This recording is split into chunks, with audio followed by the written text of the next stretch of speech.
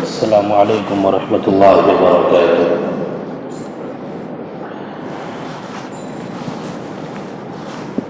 بسم اللہ الرحمن الرحیم۔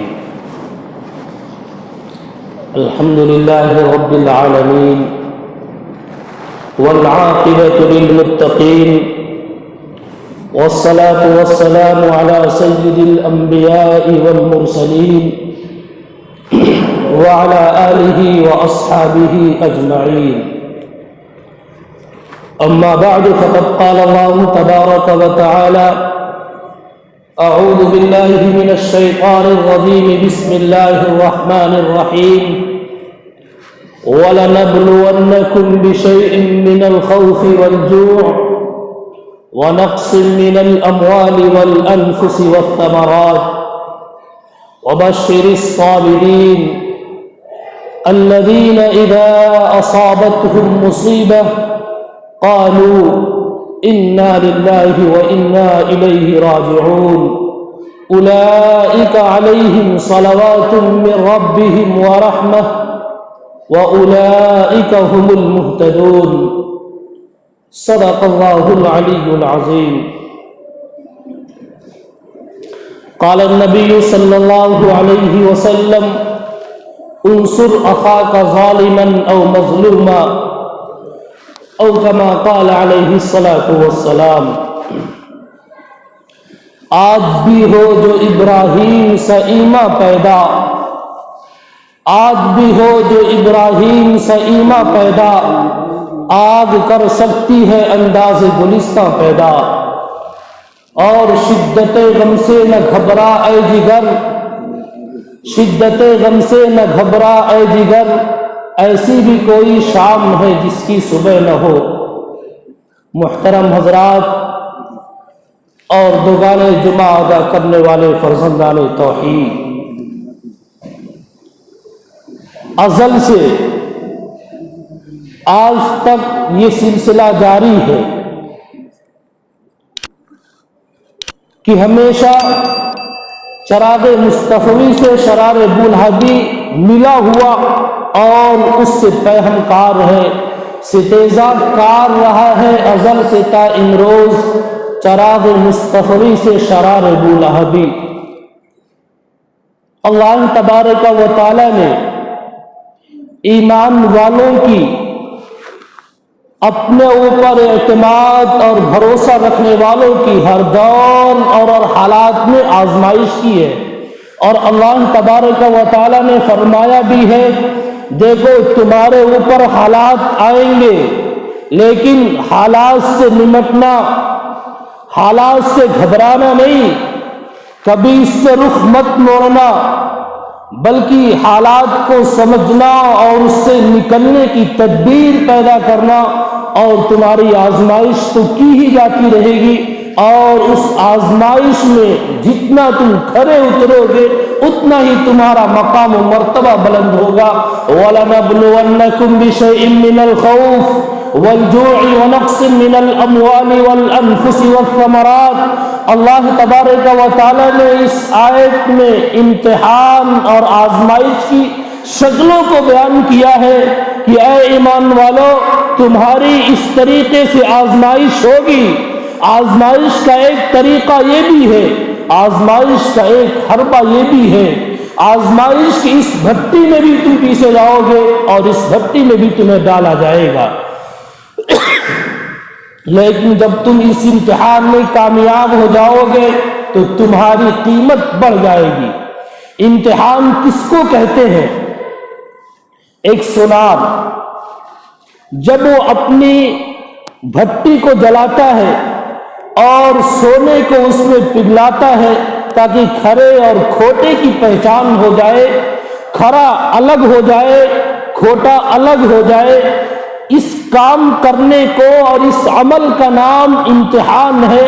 اللہ تبارک و تعالی نے صحابہ کرام کے اسی امتحان کے لفظ کے ساتھ استعمال کیا، اولئک الذین امتحن اللہ قلوبہم للتقوی۔ اللہ تبارک و تعالی نے ایک امتحان لیا اور امتحان میں ایک ہی سوال دیا तक़वे का अल्लाह तबारक व तआला ने उनका इम्तिहान लिया और वो उस एक सवाल जो उनको पेपर दिया गया उसमें मुकम्मल खरे उतरे। उलाइका अल्लज़ीना इम्तहनल्लाहु क़ुलूबहुम बित्तक़वा, अल्लाह तबारक व तआला ने सहाबा किराम के क़ुलूब का जो इम्तिहान लिया था, दिलों का जो इम्तिहान लिया, वो तक़वा, अपना डर, अपना खौफ, ईमानी हरारत, ईमानी गैरत का इम्तिहान लिया था। अल्लाह तबारक व तआला ने कहा इनके दिलों में सिर्फ हमारे डर और सिर्फ हमारा खौफ है और सिर्फ ही हमसे डरते हैं, किसी और से नहीं डरते।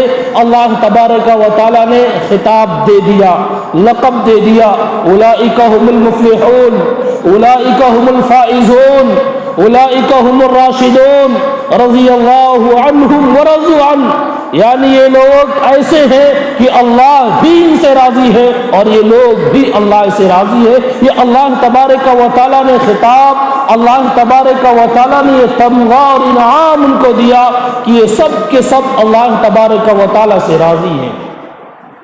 तो अगर ऐसे हालात भी हमारे ऊपर आए, वो हालात हम लोग आए सबसे आखिर में, लेकिन ये उम्मत तमाम उम्मतों में सबसे अफजल, तमाम उम्मतों में सबसे बेहतरीन उम्मत है, इसलिए इसकी आजमाइश भी उतनी कड़ी और इतनी सख्त है।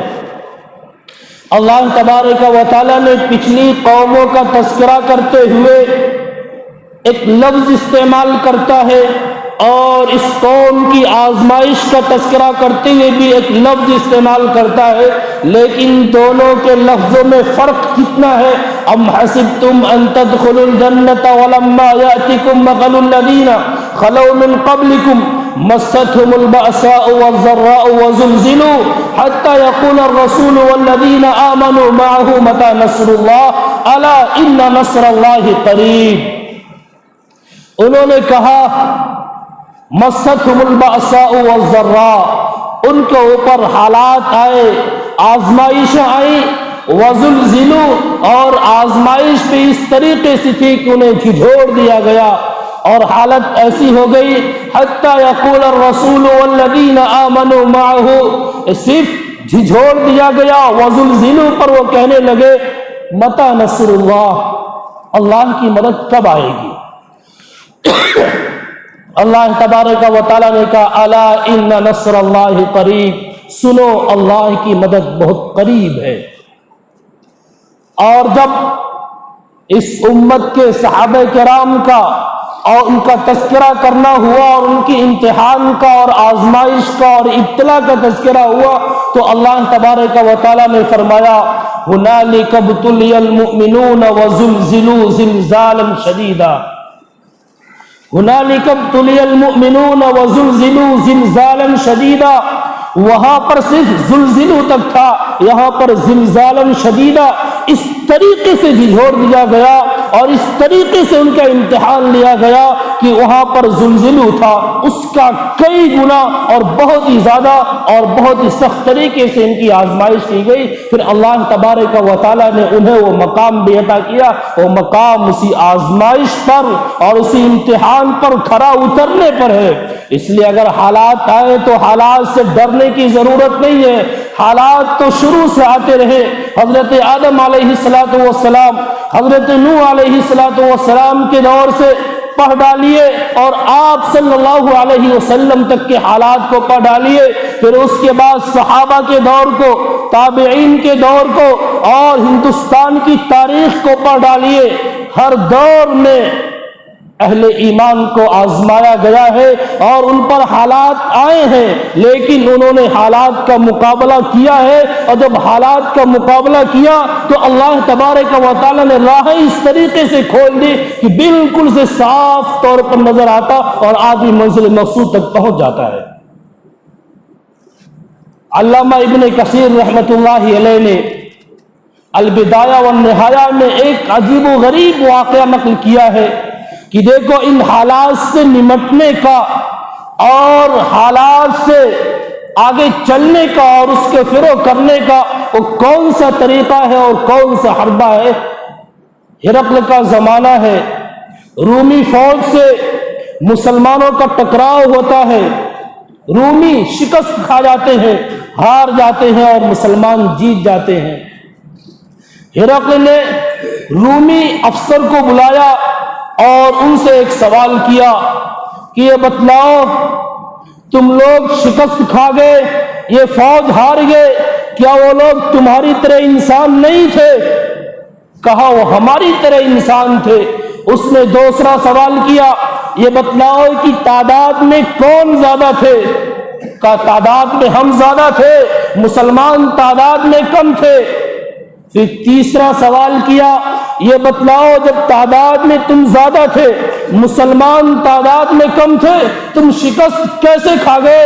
ایک رومی افسر کا جو اسلام کا دشمن ہے، وہ اسلام کا ماننے والا نہیں ہے، لیکن اس نے ہرقل کے سامنے جس کا اقرار اور اعتراف کیا تھا، اس نے کہا من اجل انہم یصومون اللیل یصومون النہار ویقومون اللیل ویأمرون بالمعروف وینہون عن المنکر ویوفون بالعہد ویتناصفون بینہم۔ اس نے اس بات کا اقرار کیا کہ یہ مسلمان تعداد میں کم ہونے کے باوجود جو اس میدان کو لے گئے اور جیت گئے، اس کی وجہ یہ ہے کہ وہ راتوں کو اٹھ کر اللہ کو یاد کرتے ہیں، وہ راتوں کو اللہ کو یاد کرتے ہیں، راتوں میں قیام کرتے ہیں، دن کو روزہ رکھتے ہیں، وَيُوفُونَ بِالْعَهْدِ، اور جب وہ کوئی وعدہ کرتے ہیں تو اس وعدے کی پاسداری کرتے ہیں، اس وعدے کو نبھاتے ہیں۔ یأمرون بالمعروف، وہ بھلی باتوں کا حکم دیتے ہیں، وینہون عن المنکر، اور بری باتوں سے روکتے ہیں، ویتناصفون بینہم، اور وہ آپس میں عدل و انصاف کا معاملہ کرتے ہیں، آپس میں انصاف کا معاملہ کرتے ہیں، ظلم کا معاملہ نہیں کرتے ہیں۔ یہ ایک رومی افسر کا جو اسلام اور مسلمانوں کا دشمن ہے، لیکن اس نے مسلمانوں کو یہ کرتے ہوئے دیکھا تھا اور مسلمانوں کے حالات کا اس نے مشاہدہ کیا تھا۔ ہرقل کے سامنے اس نے اس بات کا اقرار و اعتراف کیا اور کہا تم لوگ کیوں ہار گئے؟ تو اس نے کہا من اجل انا نشرب الخمر، اس وجہ سے کہ ہم شراب پیتے ہیں، ہم بدکاری کرتے ہیں، ہم حرام مال استعمال کرتے ہیں، اور ہم بری باتوں کے کرنے کے لیے کہتے ہیں، اور اللہ جن سے راضی ہوتا ہے اس سے ہم روکتے ہیں، ہم وعدے کی خلاف ورزی کرتے ہیں، اس وجہ سے ہم میدان ہار گئے۔ پتا چلا کہ میدان کی جیتنے کے لیے وہ ایمانی حرارت اور ایمانی غیرت کا باقی رہنا اور اس کا زندہ رہنا یہ ضروری ہے۔ تو ایمان جتنا مضبوط ہوگا اور ایمان میں جتنی زیادہ پختگی ہوگی، حالات سے نمٹنا اتنا ہی زیادہ آسان ہوگا۔ وہ شروع کا زمانہ ہے، حضرت مولانا محمد الیاس صاحب رحمۃ اللہ علیہ بانی تبلیغی جماعت، وہ شروع کا کام تھا، وہ 30 علماء کی ایک جماعت لے کر کے، جس میں حضرت مولانا مفتی جمیل احمد صاحب تھانوی رحمۃ اللہ علیہ، حضرت جی مولانا محمد یوسف صاحب رحمۃ اللہ علیہ، حضرت جی مولانا انعام الحسن صاحب رحمۃ اللہ علیہ، ان سب حضرات تو اس میں شامل تھے، اور کہا کہ اصل کام تو عربوں کا ہے، وہاں تک بھی اس کو لے کر کے چلنا چاہیے۔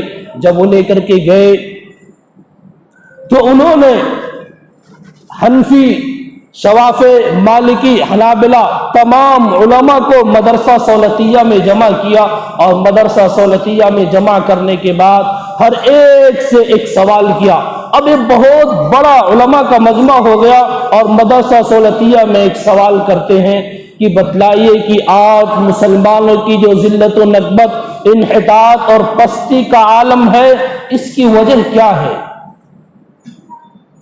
ایک سوال پوچھتے ہیں کہ آج مسلمانوں کی، یعنی یہ 70 80 90 سال پہلے کی بات ہے، اس وقت سوال کیا تھا کہ بتلائیے کہ آج مسلمانوں کی ذلت و نکبت، انحطاط اور پستی کی وجہ کیا ہے؟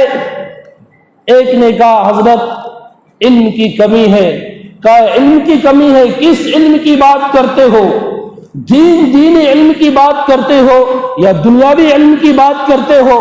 دیکھ لو پہلے سے زیادہ آج عالم ہے اور پہلے سے زیادہ علم آج بھرا ہوا ہے۔ ایک نے کہا حضرت مال کی کمی ہے، جس کی وجہ سے آج مسلمان اس حالت سے گزر رہے ہیں۔ کب مال کی کمی ہے؟ حضرات صحابہ کرام جو پوری دنیا پر چھا گئے اور جن کا سکہ بولتا تھا، جدھر گئے میدان ان کا ہوتا گیا، ان کے پاس کیا مال و دولت تھی۔ آج ایک ایک شخص کے پاس اتنا مال و دولت ہے کہ اتنا تمام صحابہ کرام کے پاس نہیں ہوتا تھا۔ مال کی کمی بھی وجہ نہیں۔ کسی نے کہا حضرت تنظیم کی کمی ہے، کہا تنظیم کی کمی، آج بہت ساری تنظیمیں ہیں، کون کہتا ہے کہ تنظیم کی کمی ہے جس کی وجہ سے حالت ہو گئی؟ کہا حضرت آپ ہی بتلائیے۔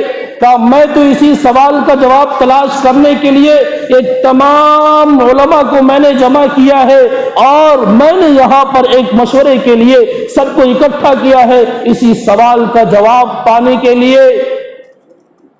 سب نے کہا حضرت آپ ہی رہنمائی فرما دیجئے، آپ ہی سوال کا جواب بتلا دیجئے۔ حضرت مولانا رحمت اللہ علیہ نے کہا کہ آج مسلمانوں کی ذلت و نکبت اور پستی کی جو وجہ ہے وہ مجھے جو نظر آ رہی ہے وہ یہ ہے ایمان کی کمی، وہ ہے ایمان کی کمی۔ جب حضرت نے کہا ایمان کی کمی یہ ان کی بنیادی وجہ ہے، جو ان کی ذلت و نکبت اور پستی کی وجہ ہے، تمام علماء حجاز بیٹھے ہوئے تھے، آنکھوں سے آنسو جاری ہو گئے کہ حضرت نے کیا دیکھا اور حضرت نے کیا ارشاد فرمایا۔ پھر حضرت نے تشریف فرمائی کہ دیکھو صحابہ کرام کو دیکھ لو کہ ان کے پاس جتنی حدیثیں تھیں یا ان کے پاس جتنا علم تھا وہ کم ہو یا زیادہ، لیکن ایمان میں وہ پختہ تھے۔ ان کے پاس مال و دولت کم ہو یا زیادہ، لیکن وہ ایمان میں پختہ تھے، اور ایمان میں پختہ اس قدر تھے کہ کوئی بھی طاقت آ جائے اور کوئی بھی قوت آ جائے لیکن اس سے ڈرتے نہیں تھے، وہ صرف اللہ سے ڈرتے تھے۔ وہ ان کی ایمانی قوت اور ایمانی طاقت تھی جو لوگوں سے ڈرنے سے مانے رہتی تھی۔ حضرت حذیفہ ابن الیمان رضی اللہ تعالیٰ عنہ کا نام کون نہیں جانتا، وہ مشہور صحابی رسول حضرت حذیفہ رضی اللہ تعالیٰ عنہ، جب وہ اس وقت کی سپر پاور طاقت روم کے یہاں جاتے ہیں اور دسترخوان لگا ہوا ہے، کھانے کے لیے بیٹھ گئے، جب لقمہ اٹھاتے ہیں کچھ حصہ نیچے گر جاتا ہے، اس کو اٹھا کر صاف کر کے کھانے لگتے ہیں۔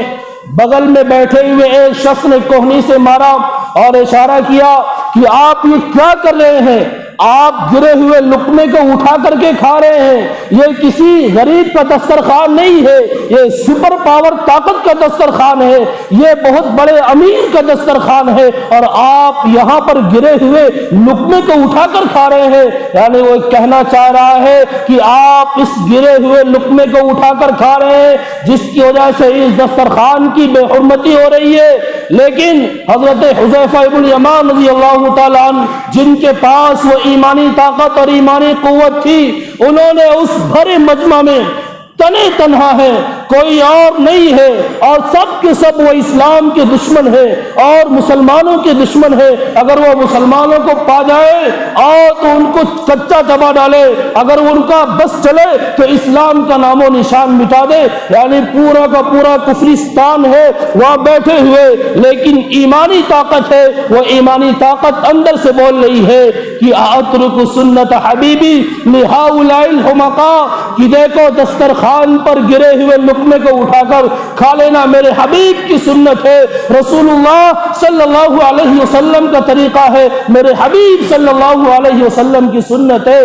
کیا جملہ کہا، اترک سنت حبیبی لہؤلاء الحمقاء، کیا میں ان بے وقوفوں کی وجہ سے جو اپنے آپ کو سپر پاور طاقت شمار کرتے ہیں ان کو خطاب کرتے ہوئے کہتے ہیں اترک سنت حبیبی لہؤلاء الحمقاء، کیا میں اپنے حبیب کی سنت کو اور اپنے حبیب کے طریقے کو ان بے وقوفوں کی وجہ سے چھوڑ دوں؟ نہیں چھوڑ سکتا۔ میرے حبیب کی جو سنت ہے میں مدینہ اور مکہ میں رہوں وہاں بھی ادا کروں گا، اور اگر کہیں کفرستان ہو، سپر پاور طاقت کیوں نہ ہو، میں وہاں پر بھی عمل کروں گا، اس لیے کہ میرا ایمان مجھے اس بات پر آمادہ کرتا ہے تم کہیں بھی رہو وہ اللہ حفاظت کرنے والا ہے، اللہ کے علاوہ کوئی اور نہیں ہے جو تمہاری حفاظت کرے گا۔ حضرت عثمان غنی رضی اللہ تعالیٰ عنہ صلح حدیبیہ کے موقع پر جب بات کرنے کے لیے مکہ المکرمہ آتے ہیں، اس وقت آپ کا ازار، مکہ کے لوگ اپنے ازار یعنی لنگی اور پجامے کو اور ٹخنوں سے نیچے رکھنا اور لمبا رکھنا یہ ہنر سمجھتے تھے، لیکن اللہ کے رسول صلی اللہ علیہ وسلم کا ارشاد ہے کہ اگر کوئی شخص اپنے ازار سے اپنے ٹخنے کو ڈھانپ لیتا ہے تو یاد رکھیے اللہ تبارک و تعالیٰ اس کی نماز کو بھی قبول نہیں کرتا ہے، اللہ تبارک و تعالیٰ اس کی طرف نظر عنایت نہیں کرے گا۔ جو شخص اپنے ازار سے اپنے ٹخنے کو ڈھانپ لے، ایک روایت میں ہے کہ جو حصہ ٹخنے سے نیچے ڈھپا ہوا ہو، یاد رکھیے وہ حصہ جہنم میں جائے گا۔ یہ اللہ کے رسول صلی اللہ علیہ وسلم کا فرمان ہے۔ حضرت عثمان غنی رضی اللہ تعالی عنہ ابھی اور خاندان مکہ المکرمہ میں ہے، انہوں نے کہا کہ آپ سفارشات کے لیے آئے ہیں اور آپ ان اہالیان مکہ سے بات کرنے کے لیے آئے ہیں، یہ لوگ آپ کی بات نہیں سنیں گے، یہ آپ کا ازار ٹخنوں سے اوپر ہے، وہ آدھی پٹلی تک ہے۔ حضرت عثمان غنی رضی اللہ تعالی عنہ نے کہا یہ لوگ میری بات سنیں نہ سنیں، لیکن جو میرے حبیب کا طریقہ ہے میں ان کی وجہ سے چھوڑ نہیں سکتا، میں تو اسی طریقے پر رہوں گا، میرا کام ہے ان سے بات کرنا اور پیغام کو پہنچا دینا، ماننا نہ ماننا ان کا کام ہے، لیکن میں ان کی وجہ سے اپنے حبیب صلی اللہ علیہ وسلم کی سنت کو اور آپ صلی اللہ علیہ وسلم کے ارشاد مبارک کو میں ٹھکرا نہیں سکتا، میں اسی پر عمل کروں گا۔ تو جب ایمانی طاقت ہوتی ہے اور ایمانی غیرت ہوتی ہے تو اللہ تبارک و تعالیٰ وہ قوت دیتا ہے، اللہ تبارک و تعالیٰ وہ طاقت دیتا ہے، اللہ تبارک و تعالیٰ وہ ہمت اور قوت دیتا ہے۔ شرط یہ ہے کہ اس پر تو آؤ۔ بہت سی طاقتیں ایسی آئی جنہوں نے کہا من اشد منا قوت، ہم سے زیادہ طاقتور کون ہے، ہم سب سے زیادہ طاقتور ہے۔ ایسی قومیں بھی آئیں جنہوں نے کہا اور کر کے دکھلایا کہ پہاڑوں میں جو کتنے سخت ہوتے ہیں تراش کر گھروں کو بنایا، لیکن اللہ تبارک و تعالیٰ نے ان کو اس طریقے سے مٹایا، ان کو اس طریقے سے مٹایا کہ آج ان کا نام و نشان نہیں باقی ہے۔ من اشد منا قوت، قوم عاد نے کہا، اللہ تبارک و تعالیٰ نے وہ آندھی بھیجی جو 8 دن اور 7 رات مسلسل چلتی رہی اور وہ اس طریقے سے گرے پڑے رہے کأنہم اعجاز نخل خاویہ، گویا کہ وہ کھجور کے تنے ہوں جو زمین پر پڑے ہوئے ہیں۔ کسی نے کہا انا ربکم الاعلی، اور کہتا الیس لی ملک مصر وہذی الانہار تجری من تحتی، یہ ملک مصر یہ میرا ہے۔ شیخ سعدی رحمت اللہ علیہ نے کہا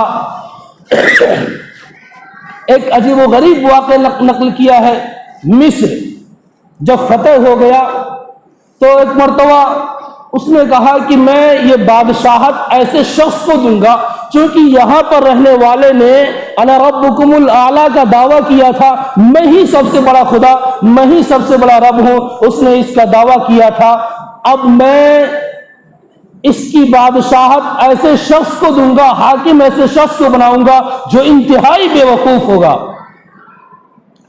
تو اس نے کہا بنا دیا ایسے شخص کو۔ تو شیخ سعدی رحمت اللہ علیہ نقل کرتے ہیں اور آگے لکھتے ہیں کہ چند لوگ شکایت لے کر کے آئے کہ ہم نے دریائے نیل کے پاس کھیتی کی تھی کپاس کی، اور پانی آیا اور سب ضائع ہو گیا۔ تو اس نے کہا کپاس کی کھیتی کی تھی، اون کی کھیتی کر لیتے تو ضائع نہ ہوتا، یعنی اتنا بے وقوف وہاں کا حاکم بنا۔ تو یہ ملک ہو اور یہ دولت اور حکومت ہو، یہ اللہ تبارک و تعالی، میں نے شروع میں فرمایا شدت غم سے نہ گھبرا اے جگر، ایسی بھی کوئی شام ہے جس کی صبح نہ ہو۔ جس ملک کو اتنی ساری قربانیوں کے بعد اتنی ساری قربانیاں دے کر کے آزاد کرایا گیا، آج اسی ملک پر زمین کو تنگ کیا جا رہا ہے، اور آج اسی سرزمین پر مسلمانوں کا جینا دوبھر کیا جا رہا ہے۔ یہ سوچ لیجئے کہ جب تک ہم اپنی طاقت اور اپنی ایمانی طاقت کو مضبوط نہیں بنائیں گے، جب تک ہم اپنے اندر سے مضبوط نہیں ہوں گے، دیکھیے حالات اس طریقے سے آئیں گے اور ایسے آئیں گے کہ ہم اندازہ بھی نہیں کر سکتے۔ ہمیں اپنی ایمانی طاقت کو مضبوط کرنا ہوگا۔ اللہ تبارک و تعالیٰ نے یہ تو فرمایا ہے کہ دیکھو خوف و ہراس کو تمہارے پر مسلط کیا جائے گا، کبھی تمہارے اموال کو چھینا جائے گا اور کبھی تمہارے پیداوار میں کمی کی جائے گی۔ یہ سب کے سب اللہ تبارک و تعالیٰ نے فرمایا اس طریقے سے تمہاری آزمائش ہوگی۔ حضرت علی کرم اللہ وجہ ایک مرتبہ گھر میں تھے، جب باہر نکلے تو دیکھے کچھ لوگ ان کی حفاظت کے لیے کھڑے ہیں۔ پوچھا کیوں کھڑے ہو؟ کہا آپ کی حفاظت کے لیے ہم لوگ باہر کھڑے تھے۔ کہا میری حفاظت کے لیے کھڑے تھے؟ وہ زمینی یا آسمانی کس کی حفاظت کے لیے؟ کہا یہ زمین سے حفاظت کے لیے کوئی آپ پر حملہ نہ کرے، کوئی آپ کو نقصان نہ پہنچائے۔ کہا اس پر حفاظت کرنے کی کیا ضرورت ہے؟ جب تک آسمان پر فیصلہ نہیں ہوتا تب تک زمین پر کچھ نہیں ہوتا ہے، وہاں سے حفاظت ہوتی ہے، یہاں سے حفاظت نہیں ہوتی ہے۔ تو جب اللہ تبارک و تعالیٰ کے حکموں کی تابع داری ہوتی ہے، اللہ تبارک و تعالیٰ حفاظت کی ضمانت بھی لیتا ہے اور حفاظت کرتا بھی ہے۔ اللہ کے رسول صلی اللہ علیہ وسلم کی حفاظت کے لیے از خود چند صحابہ کرام تیار ہوئے کہ ہم راتوں کو آپ کے گھر کا پہرا دیں گے۔ قرآن کی آیت اترتی ہے یا ایھا الرسول بلغ ما انزل الیک من ربک وَإِن لَّمْ تَفْعَلْ فَمَا بَلَّغْتَ رِسَالَتَهُ وَاللَّهُ يَعْصِمُكَ مِنَ النَّاسِ۔ اے رسول، اے نبی، آپ پر جو نازل کیا جا رہا ہے، آپ پر جو اتارا جا رہا ہے، یا ایھا الرسول بلغ ما انزل الیک من ربک، آپ اس کو لوگوں تک پہنچائیے۔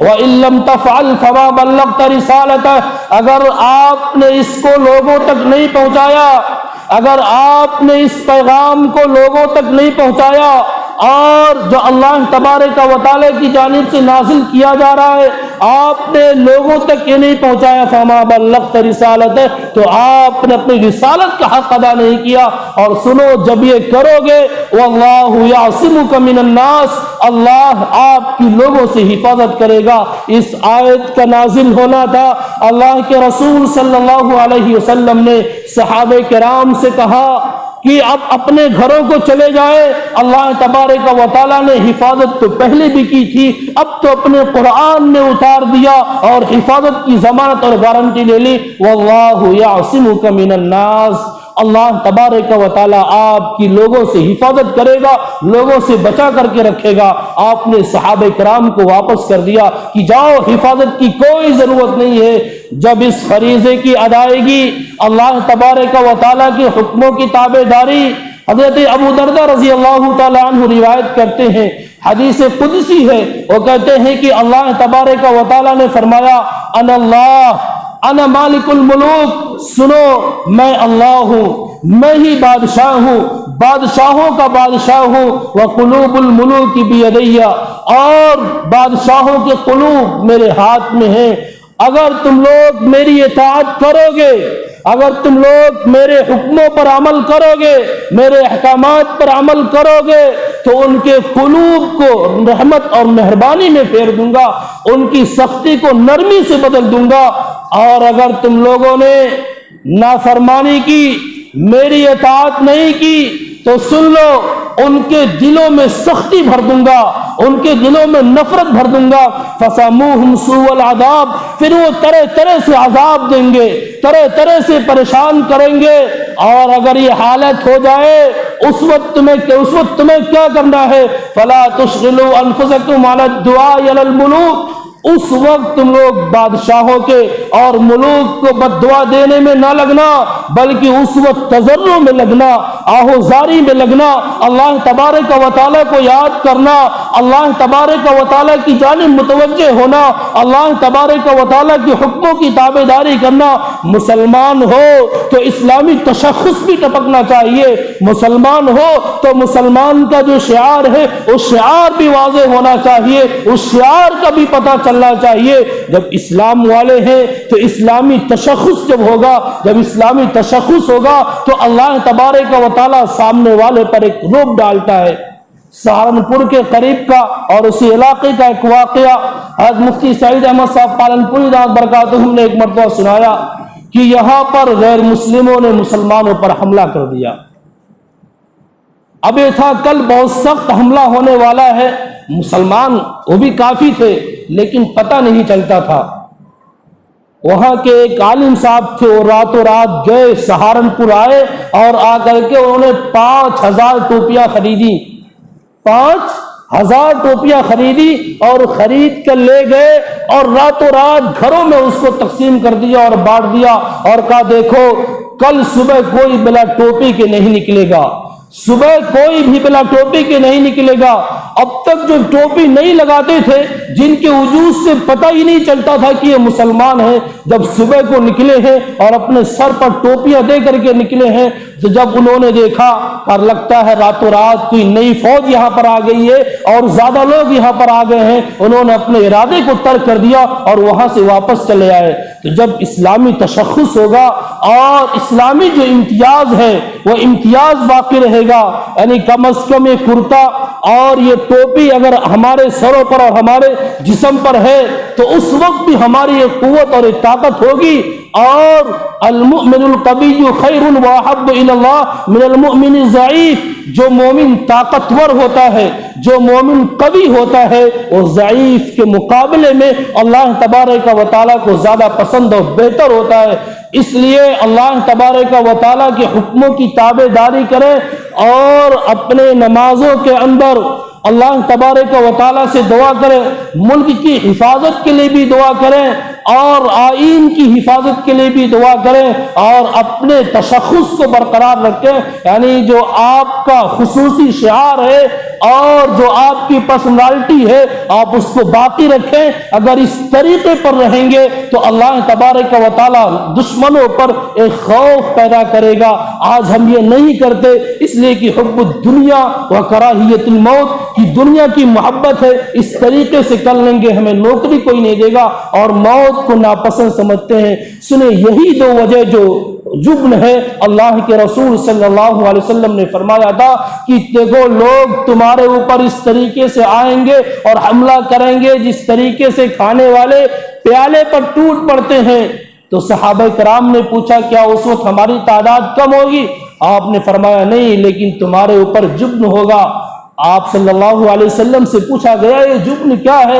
آپ نے فرمایا حب الدنیا و کراہیت الموت, یہ دنیا کی محبت ہے اور موت کو ناپسند سمجھنا ہے. جبکہ حب الدنیا راس کل خطیہ, ہر جرم اور ہر خطا کی جڑ یہ دنیا کی محبت ہے. اور موت تحفۃ المؤمن الموت, مومن کا تحفہ موت ہے, اس کو تو قبول کرنا چاہیے. اللہ تبارک و تعالی ہم سب کو پورے تشخصات کے ساتھ زندہ رہنے کی توفیق اور ماحول عطا فرمائے. آمین. وآخر دعوانا الحمدللہ رب العالمین. سنتیں پڑھ لو.